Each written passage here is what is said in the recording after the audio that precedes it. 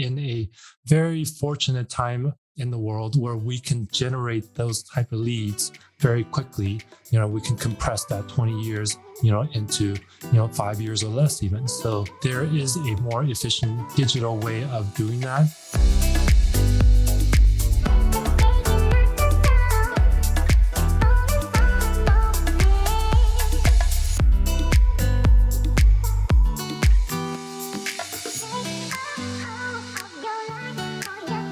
Welcome to The Raquel Show. This show is for entrepreneurs who want to play bigger in business and in life. And today I have a very special guest who I met at a mastermind that I get to see almost every week.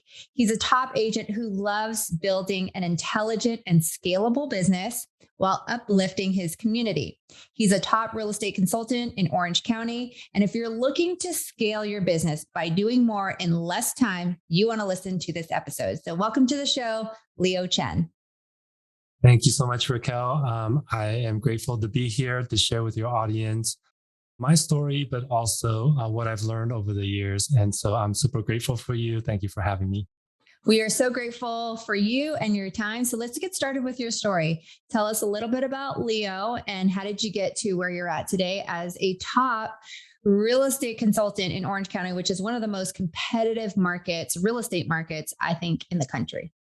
Yeah, I'm glad you brought that up because just so happens the office I'm in at Coldwell Banker here in Newport Beach is the highest producing office in the country. I think the other one that rivals it, in volume and amount of closings is Beverly Hills.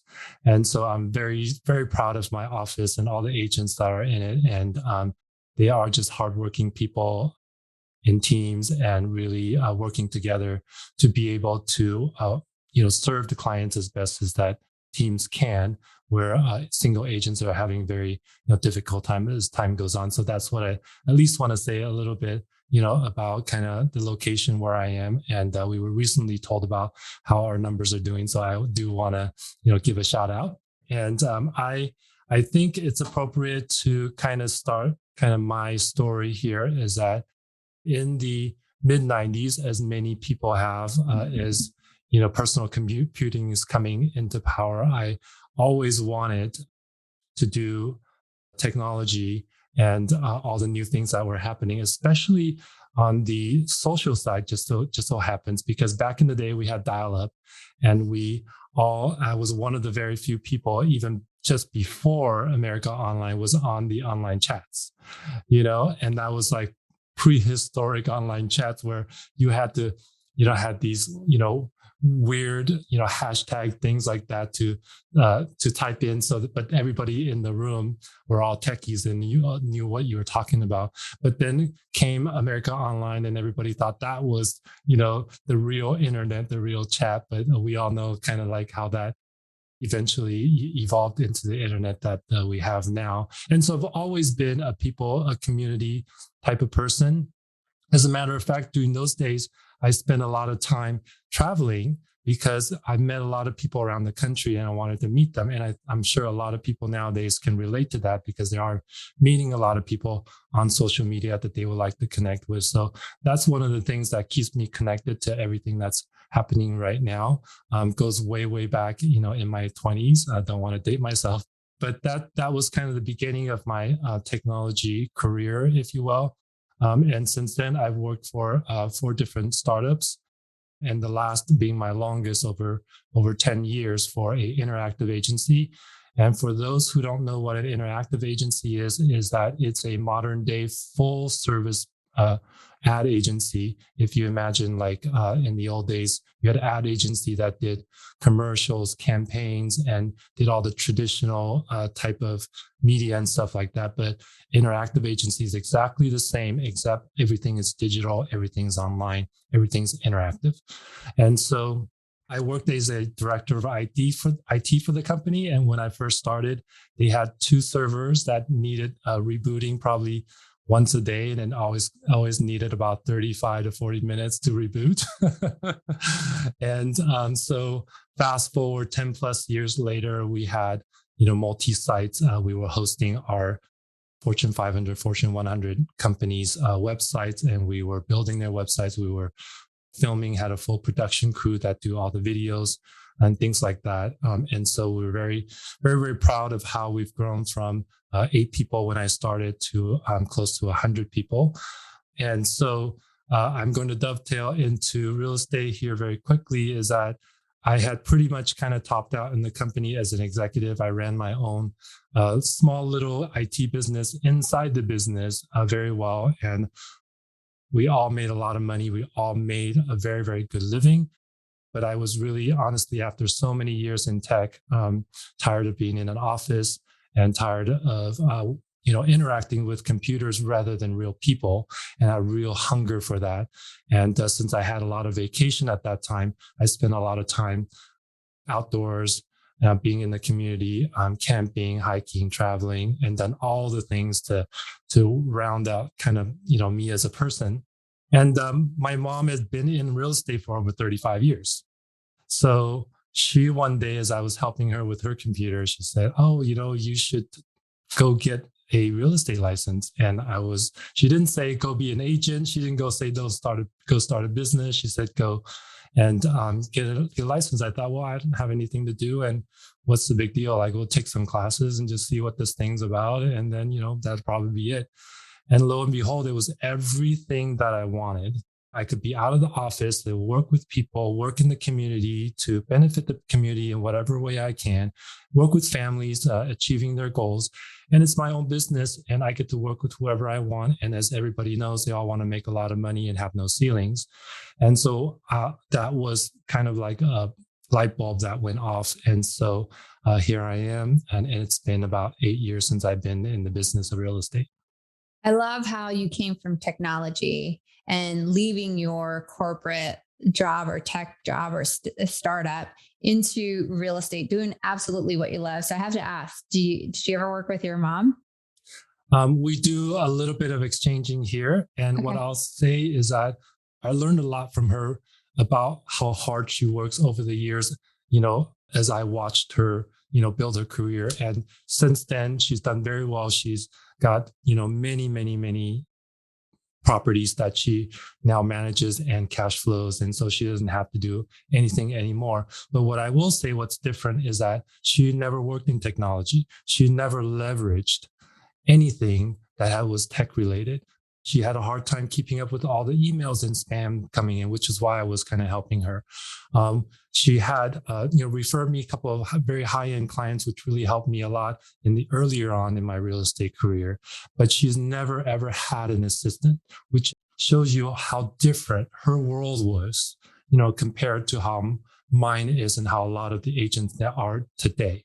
And she actually even had a hard time explaining contracts and things like that to me when I asked her questions earlier on, because she had never taught anybody. She just kind of did her own thing. She just knew that this is what I'm supposed to do. This is what works, but she had never explained it, to somebody like me as an agent. And so I quickly realized that there were two things I wanted to accomplish in real estate. Number one, I wanted my own time to live the way that I wanted to live, no matter how hard or how much money I made, how successful I was, because in her own right, she was extremely successful, but she had no time, and we didn't spend as much time in our as a family because of that.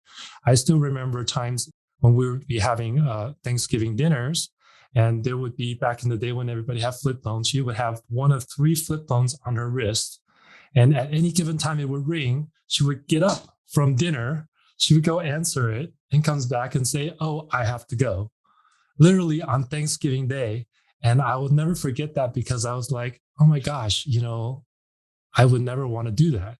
And so that's how I've kind of made a commitment to myself that I would, when I went into real estate, that I would leverage technology, and I would leverage a team, and I would, leverage a way that is not all dependent on me to have something done, so that we can all live the best life that we can. And so that was a passion of mine when I started this real estate business. And I hope that people out there listening can kind of relate to some of that, because I do meet a lot of agents today say, I got into real estate, I want to make my own money, I want to do everything myself. And I just thought, you may find out this might be a little different than that. And I'm happy to explain and show you, how this could be done in a way that you could have all of that and still live your perfect life. Mhm. And so that's just been my mission since the beginning. I love it. And so, talk to us about you leverage technology and you leverage your team. So, let's talk about your team first, because I have a lot of technology questions as well. So, like, what does your team look like today? Who's on your team so that the audience can kind of, know who Leo Chen and who supports him? So right now we are a team of 5, and of course we have a TC, we have an admin person, we have an operational person, okay, and then we have 2 agents on our team, and that's our team so far. We're looking to continue to be able to grow that, but the most important thing to me, which you often talk about in your podcast with a lot of guests, is how do we create the system to allow the team to be able to function properly, and what are those systems? And so I've spent a lot of time, trying to marry the two and making sure that I have those things in place for that, systems, SOPs, so that they can kind of hit the ground running, and everything else they can focus on the human aspect, of the business. Yeah, so good. So thank you for like explaining to our audience who's on your team. And let's talk about, you're in one of the most competitive markets. Like you said, you guys have the highest volume in the country besides Beverly Hills. So how does someone separate themselves from the competition, especially in your niche? In our niche, because we're kind of oceanside kind of communities, you really, really need to, cater to people who do not have time. Mhm. And you want to kind of show that you can do everything do everything for them as far as logistically, but they also want to know that, hey, they're not going to research a specific, home or neighborhood to the detail that you're going to have to show up as the expert, that all the different homes, what the difference between them are. And especially in Laguna Beach and Newport Beach, there's a lot of luxury custom home, anywhere from 3 to 5 million to upwards around 40 to 50 million. And they really need to know that they can trust you on the expertise side, but that they also want to know that they can trust you on the relationship side, that you're connected to the point that there is nothing that you can't handle for them. So what advice would you give to an agent that's listening right now on how to do both of those things? I would say dress well, number one. Number two, and just have a quality of presence about you. And I mean, if you're younger and you're millennial, we want you to come up, speaking more professionally if you can, and then you do the hard work. Do the hard work of every property that you come across. Do the research on it. Look at the sales history, right? And look at the kind of people that you may see around the neighborhood, what they're into, and really align your interest with theirs, because they really want to work with people that are like them, but also can understand their world. Yeah, so good. And you talk about this modern agent, and you said it a little bit earlier about automation, or you have set up so many things in your business so that you don't have to get away from the dinner table on Thanksgiving, right? So let's talk about this modern agent. What is this intelligent and scalable business that you're building, and what does that exactly mean? So we break it down in generally 3 buckets. Okay. Number one is to be able to generate leads efficiently. Okay. And one of the things that I've learned is that from the very beginning, if we were to generate leads, it's not just about being able to generate leads, but being able to turn up or turn down, depending on your team size, depending on the amount of workload that you would like. Okay. And without that control, you end up chasing whatever leads comes onto your plate. Can you imagine, like, going out and having dinner, and somebody shoves, 40-ounce steak on your plate, and you have to eat it because you think you might not eat for 3 more days. You don't want that. You want to be able to, almost be able to snap a finger and say, hey, I need 4 leads today. I need 20 leads for this month so that I can, convert hopefully 3 or 4 of them. Okay. So being able to turn up and turn down, this also helps with your team members. If you're looking to scale and bring more team members on, is that if you had a great opportunity and you met a an agent that's just hungry and talented, and you just couldn't pass that person up, and you're able to bring that person on board, you want to be able to give that person an opportunity right away. So the lead generation piece can be important for all of those things. And so we want to be able to turn up and turn down, especially when the economy is shifting, as everybody is kind of getting noticed right now. And when it shifts, how can we turn our lead generation in a way that's going to be beneficial to what's going on around the country or even around our own community? So when you say turn up the leads or turn off the leads, is that more of a pay-per-click model, more prospecting based, more marketing based? What does that mean for our audience? So we are always open and interested to all forms of paid lead generation, but we do not take our eyes off any organic lead generation as well. So we continue to nurture all of our past leads as well as bring in new leads. So at any given time, we're close to getting about 10,000 leads into our database with just a few short years. And so we've paid dearly for that. And we've also been able to convert from them. But it's a building process. We want to be able to send out a few emails of great deals that's happening and for people to raise their hands to be able to sell them quickly. That not only helps the buyer side, but also helps the sellers to be able to do that right away. So it's always be able to build this river, if you will, as big as possible. It's not just generating 100 leads and say, oh, I can get 2 deals out of it. Let's generate 100 more. That's like literally having to fish in a different place every single day. And so that's one of the key thing is generate leads consistently, but continue to nurture the leads that are not going to convert today, but may convert a year from now, 2 years from now, or 3 years from now. So usually from all the people that I've talked to who've been around the business a long time, 10, 15, 20 or plus years, it's usually takes them 15, 20 years to be able to build that kind of business. And we're in a very fortunate time in the world where we can generate those type of leads very quickly. We can compress that 20 years, into, 5 years or less even. So I think that's a really great opportunity for all of us. Otherwise, I think the traditional way is really send out postcards, 18 months, 500 homes, and yeah. And that's still very effective. Like you should definitely do that. But there is a more efficient digital way of doing that, which is what we're focused on for the last couple of years. So you said lead was one of your buckets and there was a total of 3. What are your other 2 buckets?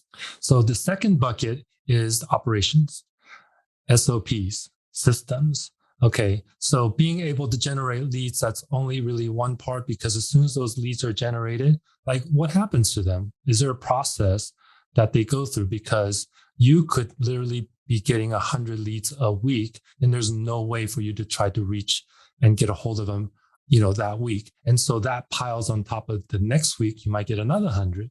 Okay, so systems become very important because of that. And we want to kind of make offers to people electronically, whether that could be text or email, so that they can raise their hand and say, hey, I need help right now. Right? That's when we can, reach out. So out of the 100 people, we want to kind of, see where they are, allow them the opportunity to raise their hands, and then be able to work with them, see if it's something that we can help with, see if they qualify with the kind of clients that we're working with, and then convert them. So the operational part is very important, because if we generate leads all day long and we never talk to anybody, well, what are we doing that for, right? So so that's second part. And I want to kind of touch a little bit too. Operation also includes appointment setting. When you set the appointment, that's one thing. When you talk to someone and they're ready to go, we have our operational team be able to efficiently be able to book it and have our team member go out and reach out to some of the listing agents to book appointments for the showings. And if you think about how one showing of, let's just say 3 to 5 homes, how much work that is. Like, get up in the morning, possibly, or the night before, You call all the listing agents. Hopefully they get back to you and allow you a slot to be able to schedule that in. You may want to have only 2 hours window to be able to schedule back to back so that you can get them all done. It's not efficient to like, oh, come see one at 10, or come see one at 3. Like, that doesn't work. So we have a lot of work to do to make those slots open on the seller side. Then we have to make sure that the slots open on the buyer side. Then you got to make sure that you're open to be able to show it, or somebody on your team to be able to show it. It's a lot of coordination all at once.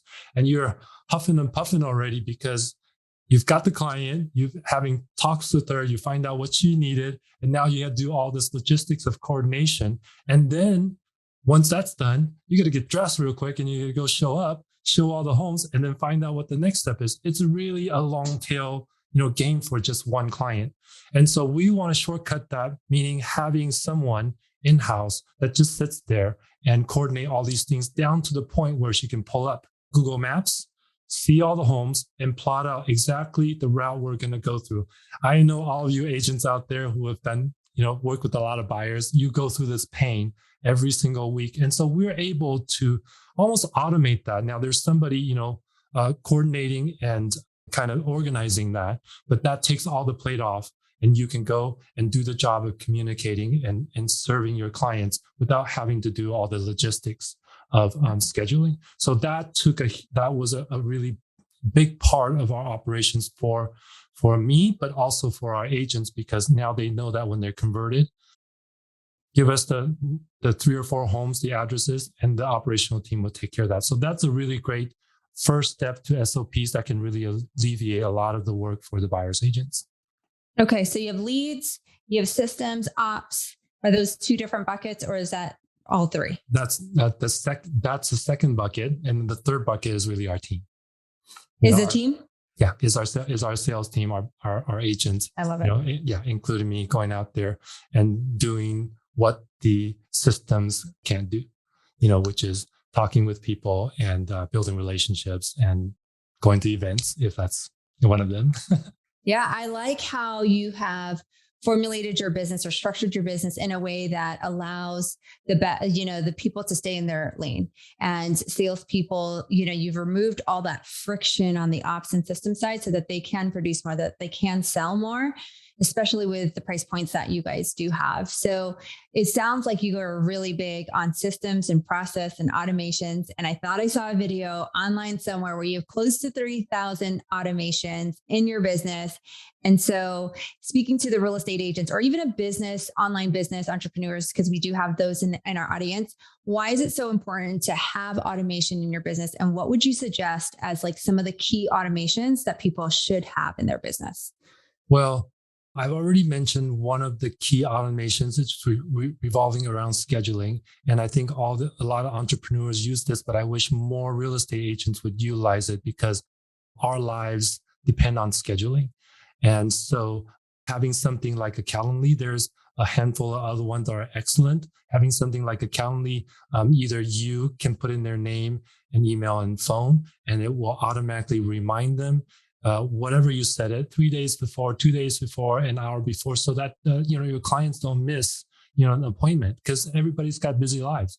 But then after that's all said and done, you could have a follow-up email that automatically goes out and say, hey, here's what happens there. Here's some of the things you might consider. And, would you like to make an offer? And I will reach out to you, so that they know like after the fact, because it's easy for us. We get this high of like looking at all the homes and we go home like, well, now what do we do? Right. So our clients are looking toward us for what's coming up next. And so just that one thing, I just can't stress enough how much it saves you time. And I just can't believe how so many entrepreneurs and business owners out there in the digital world are all using this kind of Calendly system, but very few real estate agents are. And so I want to encourage you to do it because it will save you more time than you probably imagine. So that's number one in that automation. And so second, I would say is being able to carry a prospect that's come from the internet on a paid lead that comes in, give them an experience so that they'll want to work with you. And all that works off of automations, automation of texting and finding out what they need and asking them to raise their hand, and if they don't, for some reason, the system can really remind them and educate them. As you know, 40% of the prospects out there need more time. They're thinking about it. They're trying to formulate a plan for themselves or their family. The other 40% need education. And a lot of them need both time and education. So it's our job that when we get a prospect, that we educate them and then align that with the timing that they might have. And so we have to have these automations because give them materials, give them things that continually teach them about how real estate works. Because it's just a multi-layered process that we want them to understand. The more they understand, the more they want to use us. It's this mystery that's causing us to have problems with how we serve our clients because they really don't know and they're just miseducated, if you will. Yeah. Real estate is one of the biggest transactions people have in their lives. So the moment that you can set expectations or lower the fear of stress and anxiety in the biggest transactions of their lives, you always win, right? I say like when you can lower pressure and stress, trust happens in the transaction. Yeah. So to answer your question about that automation is just giving them the best, journey possible. We're just one person or even a small team unable to really, say the same thing to 100 people, every single day. So that comes in really handy. And then one last thing I'll say about the automation is that being able to move the data where they need to go. You could easily have, say, I'm just making up an example. You could easily have a lead generated, ask them what they want. If they respond to this email, automatically shoot them to a Calendly link or automatically schedule it for them at such and such time. And then you show up at the appointment, that kind of thing. And you can use your imagination going forward about anything that you could think of to do, depending on your real estate, business practice to be able to do that. And nowadays with one application called Zapier, you can connect all different kinds of application to each other. And I think one of the things that came out of a recent webinar was that you could have somebody in your database that you have a birth date for, and every year when that birthday comes up or the week before it comes up, it automatically fires it to a card printing a company that will automatically bill you and it will automatically send out a birthday card. Now, traditionally we have to do that ourselves, but now you can do that with this type of automation. And you can make it more personal. You can write it yourself and things like that if you have a small sphere that you work with. But when you have 1,000, 5,000, you still want to be able to send them cards. There's no other way. So I love all the automation and I love all the tech coming from the startup world myself as well. At what point should, if you were building an automated business or with all these different automation, we know that sometimes tech does break. So do you have a checklist or do you often come back and revisit some and test things in your business so that it continues to flow the way and the experience that you want your clients to have? Yeah, super great question. Fortunately for us, tech has come up very maturely, if you will, that when there's an error that the system actually tells you, oh, hey, this didn't happen, or that didn't happen. Mm-hmm. So for the most part, it's relatively pain-free if you can, set it up right and just walk through the logic step by step. They're just not as smart as humans. They still need like a, one step at a time, type of thing. And if you can walk this that and through, that, right? Right, exactly. So we have to think if this and that, all the time.